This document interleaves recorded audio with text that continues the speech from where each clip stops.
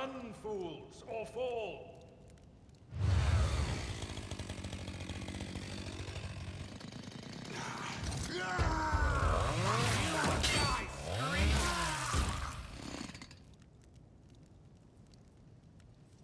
There is no one more loyal to the von Valances dynasty than Abelard, the trusty seneschal and your right-hand man. Abelard will become both your sword and your shield. Previously, we had built this guy to be mostly Vanguard to use the Malpain Shroud, but now with the addition of shields, you can make him a very effective tank as an Arc Militant. Yes, a Vanguard option does still exist, but with the special ability of shields that allow you to block, riposte, and hit with the shield all in one fair stroke, I found that I prefer building him now as an Arc Militant because you can get a lot more out of his high progressive play. Yes, the defensive options still exist, but you only really need that for early game, and rather than when you get into late game trying to wait for turn 2 for Vanguard to come online, Abelard as an Arc Militant can win turn 1, which makes him a far more effective companion, and this is the build I'm going to present today. At the end of the video, I will show an alternative for Vanguard, so if you do still want to stick to the old Vanguard setup, that is still going to be there for you. Abelard has a number of unique talents for his origin, including multiple weapon proficiency, which is not something that's going to see much use because they are a very weak class weapons that are in desperate need of buffs. You do get Field Medic, which is going to be very useful early on, and he unfortunately comes as an Imperial World character that focuses on toughness. Unfortunately, all the companions are Imperial World, but one thing that Abelard does get is heavy armor proficiency, even though he doesn't meet the strength requirement for it. So this means that we can build Abelard as our first companion into an effective heavy companion. And luckily, he is one of the companions that comes in the prologue, meaning most of his build isn't already set in stone. The playstyle of Abelard in Act 1 is mostly going to be as your frontline companion that's going to be taking a lot of hits. Picking up defensive stance early on allows him to be able to tank the Chaos Spawn on Unfair, even when I had the glitch that it had 20% extra damage than normal for that difficulty and that point in the game. Abelard was able to just tank through it with armor stacking very easily. For Act 1, he'll be the frontline bulwark for your team. You'll use him to taunt enemies to take hits using his Endure and his clenched teeth to reduce damage. His Endure will build up deflection, a mechanic that's mostly only useful in the early game because you can never really stack deflection high enough to be useful in the end game. However, he can armor stack very well. Early on, you will be focusing more on his defensive talents, and this is going to be his sort of game plan for Act 1. Towards the end of Act 1, we now start to get shields, and shields have a very interesting mechanic, which is they have a percentage chance to just ignore damage. There are talents for this that can allow you to revenge attack instantly when you block an attack when they're in melee range. There's also another taunt that can increase your block chance against enemies, as well as then give a shield bash on top of that. The shield bash is a free attack that can count for 2-weapon fighting. This means that you could charge him with Abelard to build 1 stack of versatility, you could then area attack to build a 2nd stack of versatility, and then you could shield bash for a 3rd stack. This would give him 15% extra armor as well as extra weapon score and extra damage. So these are options to use for it, and the fact that we're eventually going to build into Arc Militant means that it can be much more mobile. But that's going to come later. For now, let's just stick with the tier 1, which is Warrior. So the first ability Abelard has is Charge, and he then starts to build into Athletics. Charge is going to be very useful to get in position and get an extra bit of attack economy. Endure will then come at rank 3, which is his ability to increase temp health, and every time he takes a hit to increase his deflection. Daring Breach is the Warrior ability at rank 4, which is absolutely fantastic, and the first talent that we're going to choose is Defensive Stance. This will give him, at the start of the game, 20% extra armor when he hasn't attacked, and towards the end of the game you'll be looking more about 32%. So this is very good for the early rounds if the enemies go before you. Rank 5, we take Thick Skin, which will increase his parry chance based on his armor, and then we'll start increasing his weapon skill. Rank 6, we take Taunting Scream, so we can actually start to taunt more enemies, and we go for more athletics on the skills because we're going to use that early on. Rank 7, we get Weapon Skill and Dueling Mastery. Dueling Mastery will give us 15% bonus chance to parry.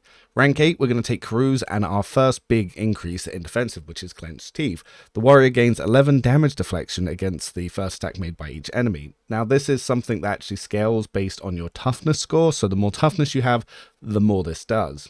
Rank 9, we take Daring Breach Upgrade 2, which is going to give us 4 MP for each kill, and we may use our MP after attacking with and killing enemies. So this is going to be a good way to generate MP during those heroic turns. Rank 10, we get Impetus. This means that we get to do extra strength and toughness damage on our charges when we charge from a distance of 5 or more cells. This will become easier to do later when we get ramming speed, but it's a very good damage boost early on, and we'll start to increase our toughness. Rank 11, we get Reckless Strike, which is a way to get a nice big damage boost on our next melee attack with also increased armor penetration and ignoring part of our enemy's parry. We also pick Get Off Me, which is Brace for Impact upgrade, which allows Navy officer to use any ranged weapon in threatened areas, but that's not why we're using it. We're doing it because our damage will knock enemies prone and push them 1 cell away during this effect. This will apply to instant retribution and our revenge attacks on our shield blocks, so this is very useful. Or if you want to do a big area and knock down a bunch of enemies and knock them prone, you can do that with some of the Thunder Hammers. Rank 12, we get more toughness and cruise, and at rank 13, we get Easy Target, which will increase our critical damage by 24% against enemies not armed with a melee, and this is going to be based on 10 plus 2 times strength bonus. At rank 14, we get Instant Retribution, because this is going to be around the time we start finding shields. Whenever the wielder successfully blocks an attack, they immediately use a shield bash against the attacker if possible. If the wielder makes a counterattack triggered by Stalwart Defense, which is the special ability of shields, the shield bash follows the counterattack, so you'll actually hit twice.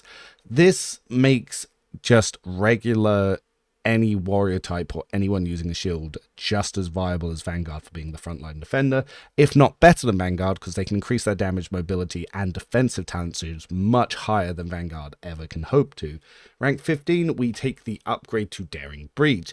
By this point, you're going to be a very mobile, tanky character, and then the tier 2 that we start to take is going to be what really brings this together. At tier 2, we go into Arc Militant, which I believe with the DLC is the most powerful option for both defense and attack for Abelard. The key skill is versatility. Whenever the Arc Militant uses an attack that is of a different type from the previous attack, so it could be single shot, single melee, area melee, single melee, or psych power, whichever have you, they gain a stack of versatility. This, like I said, includes area attacks, burst attacks, melee attacks, and ranged attacks. The Arc Militant gains 3 weapon skill and ballistic skill for each stack of versatility. If the Arc Militant has 4 or more stacks versatility, the Arc Militant deals an additional 10 plus weapon score bonus or ballistic score bonus percentage extra damage. So this can be pretty big if the damage is increased. So if you have, say, 100 weapon skill, you're already doing 10 plus that weapon skill damage. So that's an extra 20% damage just on everything flat out. Rank 2, we take Reckless Rush, which is going to be able to increase our mobility. We immediately get MP and we get 3 more stacks of versatility. We then at rank 3 take All Out. Whilst the Arc Militant is under the effect of Reckless Rush, the attacks do not cost MP. We then get Steady Superiority at rank 4, we get an AP increase at rank 5 with some more weapon skill, and at rank 6 we start with Always Ready. Always Ready means we start with 2 stacks of versatility, which means we can get the 3 from Reckless Rush straight away without having to do an attack first. We increase our weapon skill more, and at rank 7 we get Wildfire and Dual Weapon Combat. Dual Weapon Combat does apply to the shield, and because the first attack with a shield always costs 0 AP, that means you're not really going to be using extra AP for the shield, so it's just a free attack. Wildfire will give us extra attack economy. It costs 3 AP, but for every 4 stacks versatility, it is lowered by 1 to a minimum of 1. This will give us a free 0 attack, which is normally best used for your highest AP attack. Rank 8, we get Athletics and Dependable. Dependable gives us 5 plus number of versatility stacks, bonus percentage to armor, which is a very useful upgrade for being a defensive character. We then at rank 9 get Toughness and Combat Master. Enemies gain no melee superiority bonus when they are near this character. At rank 10, we get Flash Fire, which reduces the cost of stacks versatility needed to lower the AP to 3 from 4. At rank 11, we then get more Athletics and Toughness. We then take Steady Superiority Upgrade 4, which allows us to use both heroic actions. We then take Cruise and Adaptability. Adaptability will give us increased critical hit chance based on our stacks of versatility. Rank 14, we get Strength and Shield Mastery. Shields take up 1 slot in both weapon slots until you have this. This means that we can now have a melee weapon shield in 1 slot and a 2-handed weapon for damage in the secondary, and you can freely swap between them for no cost. Rank 15, we take Kick, which will give us another bit of attack economy, which is quite useful. We make a melee attack that deals damage based on arts, toughness, and strength bonus, which is ideal for Abelard. This attack does not count towards the attack limit per turn and counts as a single melee attack for the purpose of versatility. This attack cannot be parried and will push the target 2 cells away. Very good for Drukhari enemies. We'll then take martial art, which means they must take a toughness resistance check with a -24 penalty or fall prone for 1 round. We then get more strength, more cruise, and then critical versatility, which will give us extra critical damage based on versatility stacks.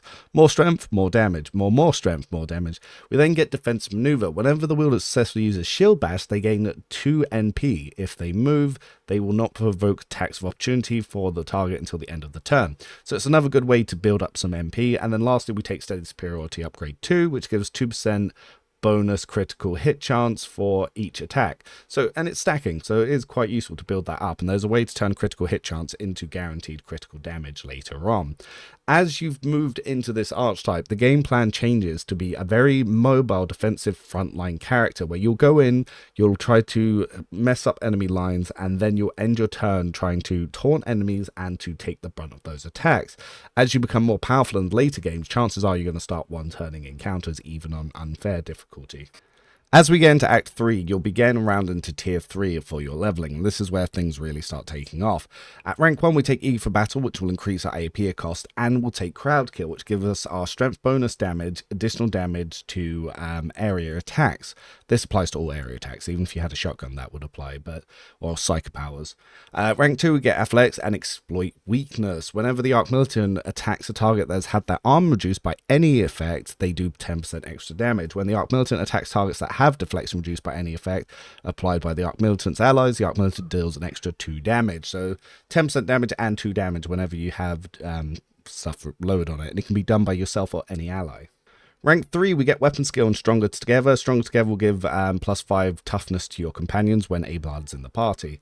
Rank 4, we take Sworn Enemy, so the warrior marks target gaining 32% armor and 14% damage on melee attacks against that target. If that target attacks the warrior during this round, the warrior gains 1 AP once per round. So it's very good for targeting bosses with this. We then increase our athletics, and then we get the big Exemplar talent of Peak Condition. The character gains bonus to their strength equal to 20% of their maximum wounds, and we are going to take every bit of item to stack health. We also take Accustomed to Glory. Whenever the Arc Militant or the ally uses a heroic act or desperate measure, the Arc Militant gains +1 and +10% damage on all attacks at the end of combat. Chances are from Act 3 onwards, you're always going to be starting with Finest Hour. Rank 6, we get Weapon Skill and Ramming Speed, which gives us another +3 cells to charge, and around this time we will begin Void Veteran Boots, which means that every time we kill something, we'll get a 0 AP charge, so you'll start absolutely steamrolling with damage from this point onwards. Rank 7, we take Devastating Attack. The Arc Militant's next attack, if it hits, will cause the target to make a toughness resistance check with a -16 penalty. I believe that penalty is going to be based on the Arc Militant's weapon score or ballistic score bonus, whichever's higher. Impact damage knocks the target prone for 1 round. Piercing and rending damage inflicts bleeding and slowed on the target until the end of combat. And energy and all other damage inflicts blinded for that target for 1 round. We then get more toughness, and then we take Breaking Attacks. A Devastating Attack also reduces the target's armor by 7% and toughness by -10 till the end of combat, so this will lower their armor and their HP. We then take Power Weapon Expert, so we get an extra 10% arm penetration, which is more than 10% extra damage, which is very useful for power weapons. We then take Carouse, and then the biggest damage rider in the game, which is Degraded Defense, as I've previously explained in other videos. We then get some more AP increase at rank 10, and then at rank 11 we get Disarm. When the warrior uses a single shot attack or melee attack against target, the warrior gains 27% armor against attacks made for 1 round. That is going to be based on toughness bonus. This is very useful for when fighting bosses. We'll also get Carouse, and finally Desolation. Desolation makes our melee attacks deal extra agility bonus damage, and we do take items to increase that there, and this will apply to all buffs that we receive.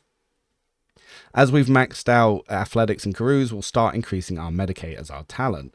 Rank 13, we get Content for the Weak. The Arc Militant does 20% critical damage against targets that are stunned, proned, or blinded, and with our Get Off Me upgrade, we can prone everything.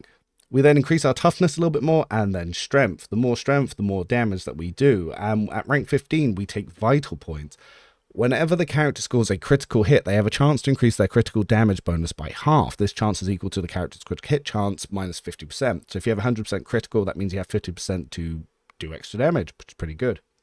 We also take Cautious Disengage, which means that attacks of opportunity do 34% less damage, which is going to be based on our weapon score bonus, and our movement within range of attacks of opportunity costs 1 MP less. Dismantle is then something we take, which is any of our area attacks, both melee and range, reduce the deflection of all of the enemy's hits by 2 and their arm by 7%, so more ways to stack those, ways to lower. Then we get some Medicate, and then we take Preferred Targets, which is whenever the Arc Militant attacks target that have their dodge reduced by any means applied by the Arc Militant on their allies, they take 10% critical hit chance, but when they have targets that have their parry reduced by any effects applied by the Arc Militant deals 20% critical damage. We also take It Will Not Die, which will increase our character's HP, which thus increases our strength. At rank 18, we take Breakthrough, which is a way to get some extra attack economy. We only get 2 charges of Slash, but it's not going to be something you focus on, but it doesn't conflict with the 0 AP charges that you get on kill. If you've buffed his agility, this is a lot of free attack economy, and Reckless Strike will apply to all of them. We then increase our strength. We pick up Destroyer, which is each melee attack reduces the target's armor by strength modifier, and the reduction is applied before damage, and it stacks. Every hit keeps lowering enemy armor, so we will absolutely demolish that. We also take Focal Point. The Arc Militant does 15% damage to targets that have priority target, regardless of whether it's the Arc Militant or someone else. So Taunting Scream will now be a damage buff, and then we close it out rank 20 with an AP increase. At this point, we're just going to be going in and we are going to be savaging and mauling everything in our path. Looking at itemization, there's a lot of melee characters competing for the same items, but with Abelard in this DLC, I was able to build him slightly different. For the helm, I gave him the Guardian Crown, which increases his toughness by 10, and once per combat, whenever the wearer's wounds drop below 35%, he gets 3 times toughness bonus HP. So this is something that can be useful with Malpain Shroud. Another one of the DLC items you get is Adrenaline Injector.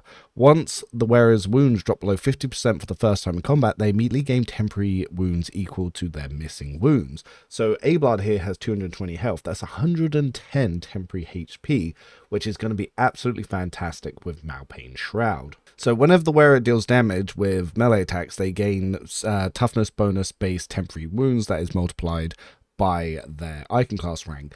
The wielder's melee attacks then deal additional temporary wounds damage. So if he has 110 temporary wounds, that's going to be an extra 110 damage, which is pretty big. So the armor that I elected for is going to be the Fortress World Origin Tempestus Carapace, which gives him an extra 10 toughness, because we want to stack more toughness for more strength. I threw on the Secrets of the Foe Runner because a lot of his stats are over 100, so this gets his weapon skill up, it gets his agility up, and it gets his perception up. So this all helps with getting his melee, and it also increases his fellowship. We then take the Sturdy Shield Straps, which is when the wearer uses Stalwart Defense, they gain 3 stacks of this ability. When the wearer blocks an attack made by a marked enemy, 1 stack is spent. The bonus to block remains the same and lasts whilst the wearer has at least 1 stack. So that way you get the bonus block chance whilst this is still up. The boots that go in here are the Void Veteran boots, so whenever the wearer kills an enemy with their melee attack, they immediately gain 1 use of charge, costing 0 AP, even if they don't have this ability. So this is an almost infinite attack as long as you can kill. For his shield, he has the Modernized Shield because it's a 50% block chance. It increases his deflection by 2, and it gives him extra parry. There might be better ones in the full launch, so if you find better shields, do use it. But that 50% extra block is really useful. The Stalwart Defense ability will give us another 15% on that, so it's 65% chance just to ignore damage. The weapon we give him is Terran Vengeance, strongest one-handed in the game. It gives extra base damage based on toughness and strength, so it's 34 on top of that already high 40, and because his attacks cause bleeding, he can then get an extra 1 AP when he attacks it. So this is very useful, and he takes some damage to himself when at the start of every turn. In his secondary slot, you obviously give him a chainsaw, because if you have that 110 base extra damage, when you're then going in and doing 4 bursts of the chainsaw, which is then going to be 126 base damage rocksaw, that's a lot of damage. The build alternative, if you don't want to go Arc Militant, is going to be Vanguard, and you can see this on screen now.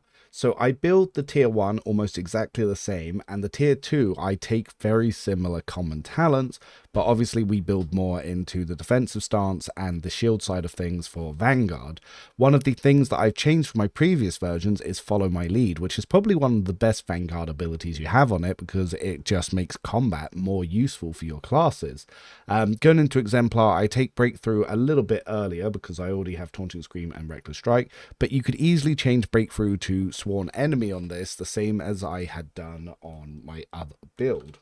Another thing we take is Out of My Way, which is a way that we can actually build up MP on this character with our attacks, because otherwise you tend to get movement trapped, which is one of the biggest weaknesses of Vanguard.